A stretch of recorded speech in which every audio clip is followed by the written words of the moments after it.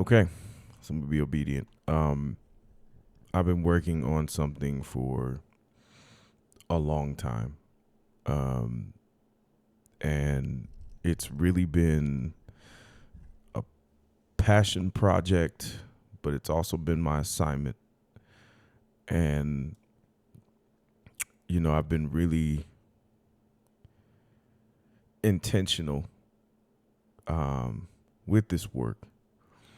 It's not finished yet, but I'm led to start to share aspects of this thing because I see it all the time.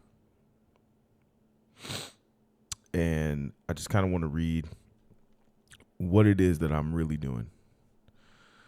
You probably have, been following or listening to this thing, trying to figure out what is this guy talking about.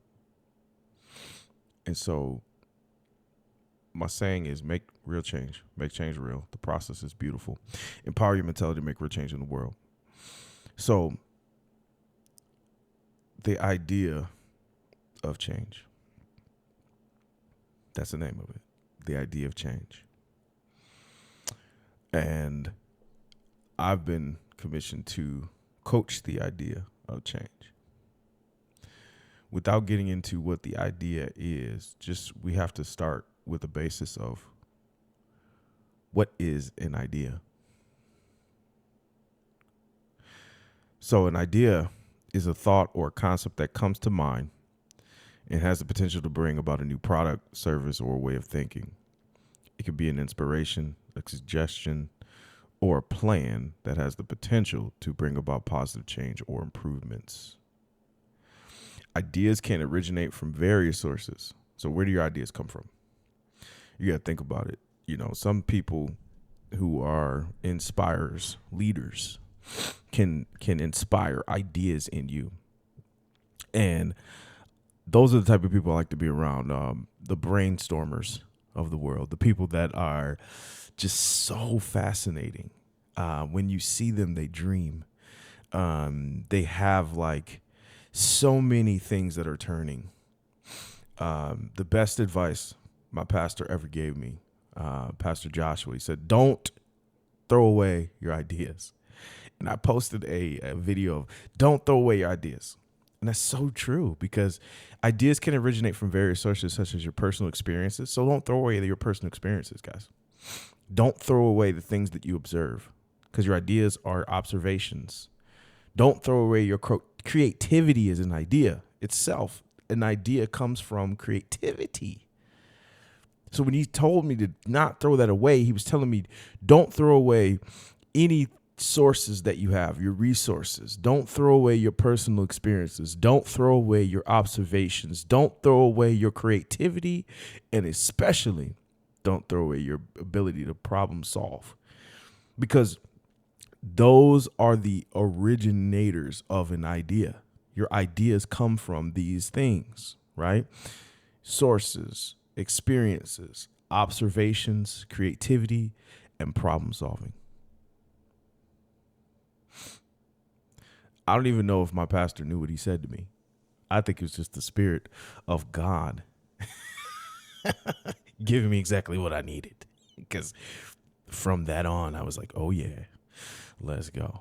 Don't throw away those ideas. So you just remember your ideas can be simple or they can be complex, and they can range from new inventions to new ways of organizing or improving existing processes. The value of your idea lies in its ability to solve a problem. The ability is not potential, but kind of is. The ability, when I think about ability, it's like able, it's doing, it's faithful, right? The value of your ideas is the faith to solve problems. Dr. Myron Golden always talks about if you're going to create a business, what problem are you solving? What are you solving? For me, I'm trying to solve how people successfully manage change in their lives, transition. trying to coach you through that time in your life where you have to make a decision. But not only that, you know it's going to cause some change, or you're going through the change process. I'm not a mental health counselor. Okay.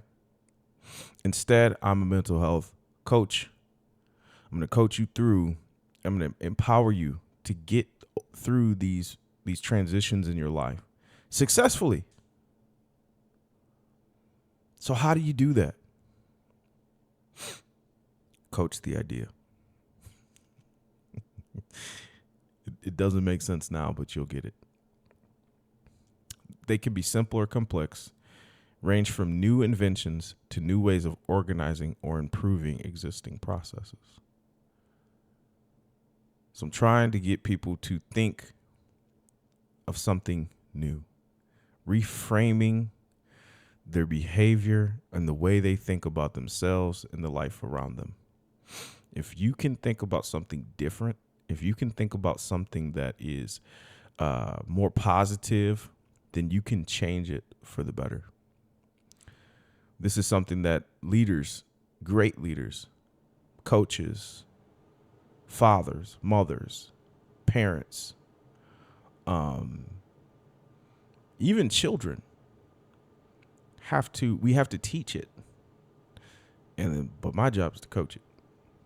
I want to get you to your goals. I want to get you to where you want to go. If it's career move, if it's if you're a parent. And the thing about it is it starts with relationships. I want to build rapport with you, not to get into your life, but for you to trust what it is that I'm saying to you, or for you to discover it by having a conversation.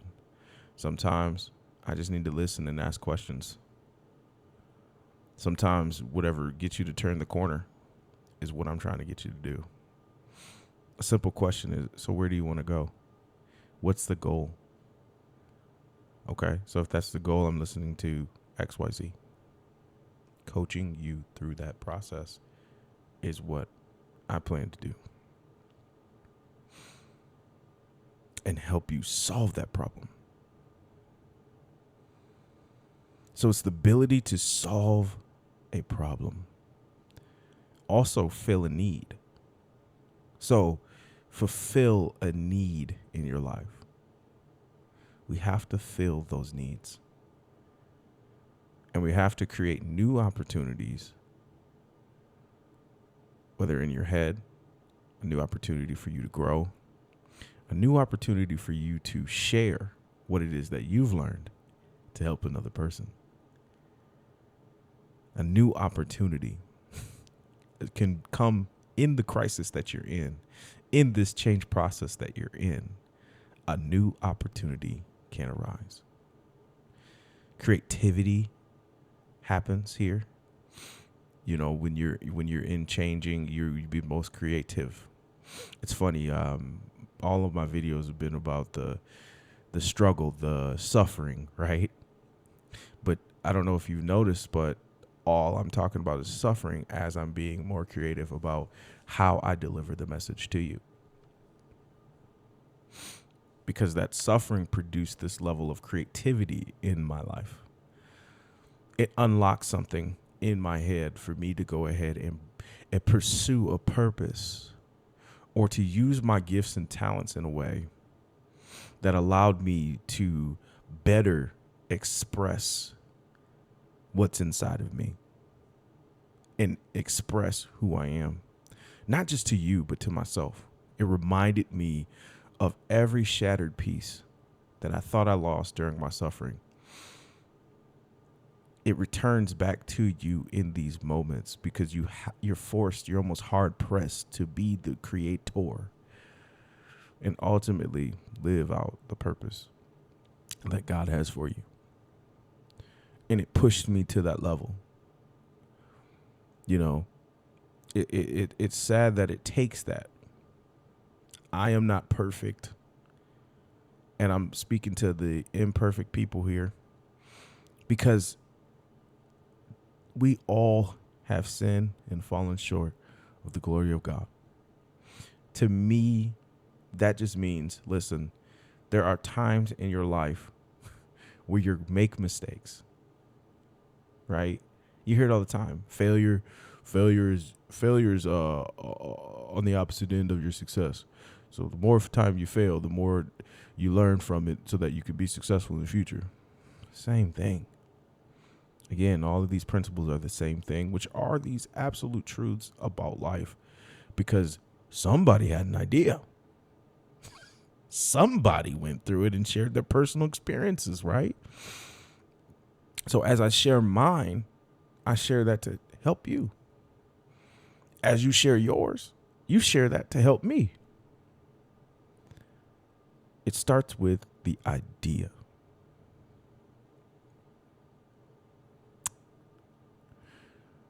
Development of new products. New products. Especially here in America, if you look at how our economy is set up and you look at the world's economy, new products, we see it as material. We see it as, some civilizations think that modernization can be the parasite to humanity, right? Technology is taking over. AI is running our lives. Our kids are distracted. We're constantly stimulated by things. I don't know how much I agree with the far left and the far right, but I do see it like this. If we're going to have to reframe our future, we're going to have to start to lean into the fact that, yes, we are stimulated constantly. However, what are those benefits to having this overstimulation in our society? Because it's not going to go away.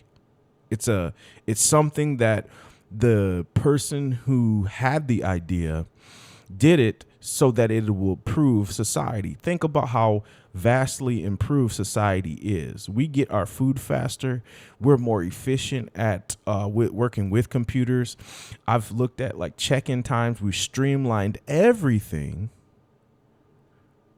for you because you don't want to wait. Our patience for things. We talked about, I don't like waiting for this. Why is this taking so long?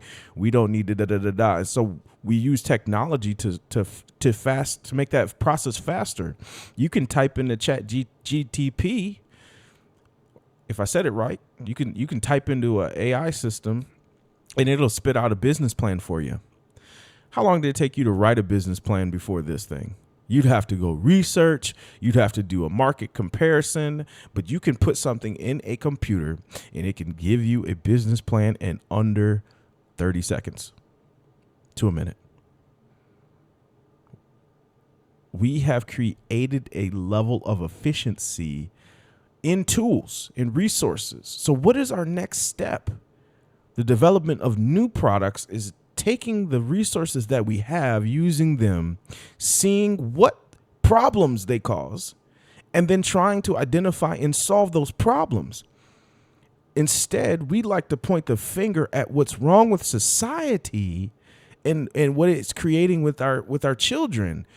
Well, so what is the solution? Turn off the TV? No, I don't believe that. They'll be more book smart. Yeah, they'll have these ancient skill sets, but you get them out there in like certain working environments, or you get them out there in the world, and the world has advanced. Socially, they've advanced. I just found out what Riz was like yesterday. I didn't know Riz stood for charisma. These children are using different terminologies, and if we don't be careful, we're gonna get left behind as adults, because we're gonna have such a gap between our kids, right, who are the future, and ourselves as we get older. So if we don't lean into the things that they're using and not realizing maybe they're not distracted, maybe they're just more advanced than we are. You ever thought about how advanced your kids are? From a person who has one, and looking at what those kids are able to absorb being stimulated like that, those kids are already counting to 30 at 3 and 4 years old. Kids are so more advanced than my generation. I remember counting to 100 in first grade. Now these kids are counting to 100 in kindergarten.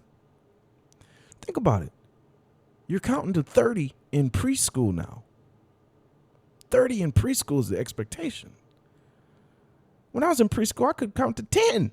So they've 3x'd their capacities in their brains at that age. And preschool is 3 to 4, 3 to 5 year olds. So we got to think about how much more advanced our civilization is, so that they can use these tools that these great ideists have came up with. The innovation in technology is forcing this thing. It's driving it. And we have to be on board. If not, we're going to get left behind. If you're not thinking, yes, from a mental standpoint, yeah, Johnny's distracted. No. You're just not moving at the same processing speed as Johnny because you're behind. You're behind. You can't compute with his emotional behaviors because he's kind of ahead of you. And we get frustrated as adults because our kids are so far advanced. My little 1-year-old is operating a full touchscreen phone, found his YouTube and the things he likes to watch by himself. Just by clicking images. His brain was already processing these things at an early age. Our kids are way more advanced than we are. The generations to come are way more advanced than you. Instead of fighting and resisting their abilities, lean into what they are telling you. Because when you lean into that, you'll see you need to find out not what your problems are, because we're finited right now. But these developmental kids, find out what their issues are. What are they having problems with? The answer to our wealth is in our generations to come. If we're not paying attention to these children, what are we doing? Because they're having real life situations socially. They talk different. They walk different than us. They run different than us. Heck, my son runs with his hands behind his back, Nutaro style. That's a whole thing. Certain cultures believe that makes you more aerodynamic. Look, they run like they're in the finish line already. It goes against every kind of biomechanics I've ever learned. Nah, man, you gotta swing your arm. Nah, daddy, I'm gonna run my hands behind my back. I'm flying. I'm running like Sonic, flying, right? What, you know what I'm saying? Why do they think that concept is okay? My son runs faster with his hands behind his back than he does running with his arm switching. So, I'm trying to get you guys to think about the idea. And what is an idea? And the power of an idea. So, ideas are the starting point for innovation, starting point for creativity, starting point for development of new products, services, right? And or business. I've been talking about business this whole time. I've been talking about services this whole time. And I'm not saying this because I think I have the answers, because I don't. I think our conversations need to switch into our ideas, right? So that we know where we're going in the future. We need to be able to answer that question. Where are we going? And it starts with this idea change. I'm not Barack Obama. I'm going to make a whole campaign about it, but he was on to something. He was. So, but I'm going to throw a disclaimer out here. Yes, we're talking about ideas, but the idea is just only the starting point. Okay? It starts there. It starts with your ideas. Yes, you sitting at that computer, scrolling. Yes, you looking at that TikTok, scrolling. Yes, you on Facebook, trying to figure out how do I get out of this rabbit hole. It starts with your ideas. It starts with your imagination. It starts with the future that you see, the new business. Don't try to be Starbucks. Be something else. Take it to the next level. That darkness, thank you, Holy Spirit. That darkness that hovers over the void, that thing that hovers over the void is in you. That darkness that you see, remember, you're just hovering, looking for something to fill. And when you find it, you find the purpose, you find what motivates you. But it all starts with that idea that you have, to your ability to create something new. And AI is not gonna, it's gonna pull from past experiences, but it's not gonna tell you anything that your computer won't tell you. It's all computated. So we have to break the barrier of the box of the information in order to take back the control of our information. But you got to understand, these are all man-made things. So we have to take it back to the thing that made us, so that we can look outside of what we've made, instead of looking at it as a problem or as our idol. We now hover over this thing and say, hey, this is just a tool that we have. So how can we best use this tool to create the future that we're looking for?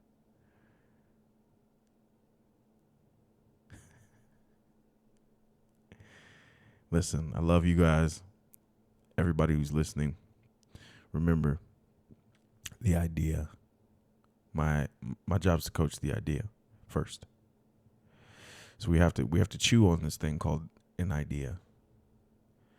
Your starting point. People often get stuck in the starting point because what they're looking into, what they're longing for, is darkness right now.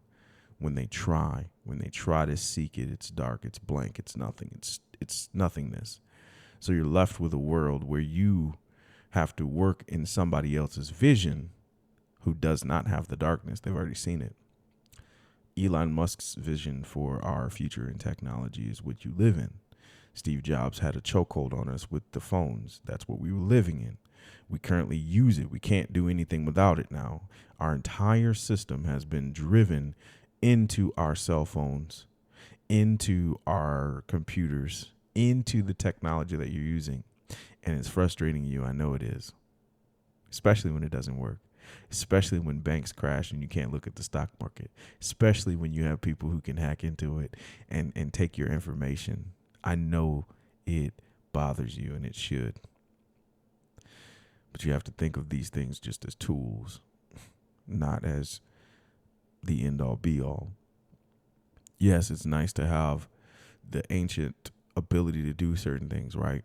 But you got to understand there's generations that don't know how to write in cursive. They don't know what cursive writing is. I'll be honest with you. I've used a typewriter, but I don't know what, you know what I mean? It's not something that I would want to go use. It's archaic. Why would I use a typewriter when I have a computer? It's much more efficient, and I'm better at it. It's no need for me to use a typewriter unless I want to give like an old feel and I'm doing like a historical recant of some type. You get what I'm saying? These ancient things are cool. It's good to have knowledge of, but it's history. It's past, right? And we have to move forward. Who wants to put discs in when you have limited amounts of space on discs now? They're absolute obsolete technology. An 8-track. Do you even have an 8-track player in your house? I grew up on tapes where you have to flip them after the songs go. And you got to press that thing, and the tape got to come out. And if the tape didn't come out, the film will get all stuck in your thing, and you got to wind it back in order to get it. And if you fold that bad boy, your tapes is messed up. Couldn't listen to my Heavy D no more. Couldn't listen to my Bobby Brown because we done touched that little brown film in the middle on the tape recorder. My son don't even know what a tape recorder looks like, or even a tape. Don't even know what it looked like. Plastic with the white ridges in the middle. Don't even know what that looks like. So we often forget about those things. So what was the problem with those then? I just named one. You make mistakes, they break, they're plastic, you know what I mean? They're fragile. Now we stream everything. You get all the music you can stand. And it was intended that way. People are richer. They make more money at a faster rate because you buy Spotify for what, $10 a month, $120 a year, get you all the music you can stand, a premium, right? Artists now, there's so many independent artists that can be discovered with great music in any genre you could think of. Think about how creative we have been and evolved as a society. We've got to the point where we're so smart we understand frequencies and how they impact our bodies and our mind and our mental states. Think about those type of things. Where do they start? Somebody had to think about that first. Somebody had to have the creativity at a starting point, but it started with an idea.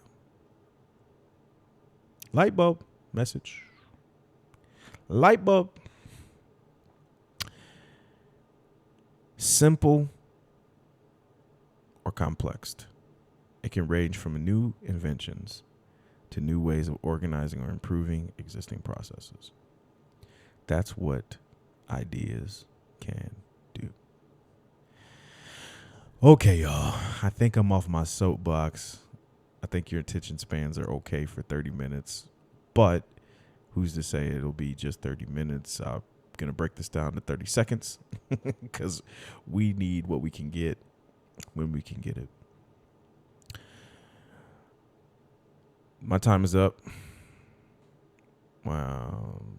Oh, yeah. Remember, make real change. Make change real. The process is beautiful. Empower your mentality to make real change in the world. Coach King, peace out.